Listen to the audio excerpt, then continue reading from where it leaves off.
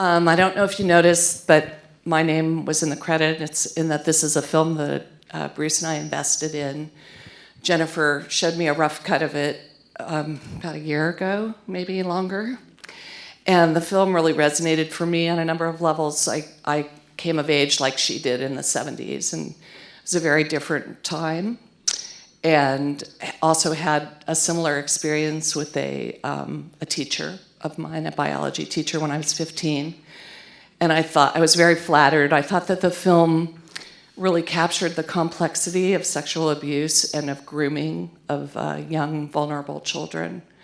And that it told a story in a much more true manner, and that it isn't just a black and white situation. It's very complex for the survivors, for everybody associated. I thought the relationship between the mother and the daughter was really profound, and I realized here we are at Mother's Day, and this is, kind of a significant film about mother and daughter. So that's my involvement in the film, and I've come to know Jen. This is her first feature film. She's made documentaries in the past, and it was one of the most acclaimed films at Sundance, and you received a lot of offers, I know. But I'm just going to ask a few questions, and hopefully we'll get some audience questions as well.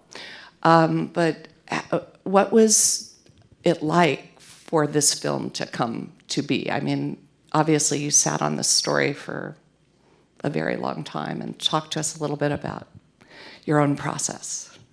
Thank you. Linda's been a huge support, so I'm really grateful to be here. Also, I just want to acknowledge that the film is moving, of course, and brings up a lot of feelings. And if anybody feels the need to talk, one of our partners is RAIN, the Rape, Abuse, Incest National Network, and they have a hotline, and you can find that on our web splash page, thetailmovie.com. So in terms of the process, this film is a long time in the making, because I wrote this story when I was 13 and always remembered what happened. And I think even when I became a filmmaker, which I did, I started making films at age 20 and I'm 58 now, I always wanted to tell this story, but I didn't really have the maturity to know how to tell it.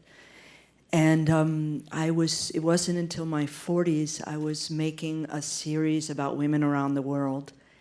And it was not about abuse at all. It was actually about freedom and sexuality. And I think every second woman had a story of sexual violence or sexual abuse. And I was flabbergasted. It was nothing, it had nothing to do with class. It had nothing to do with culture. Everywhere. I was going all over the world.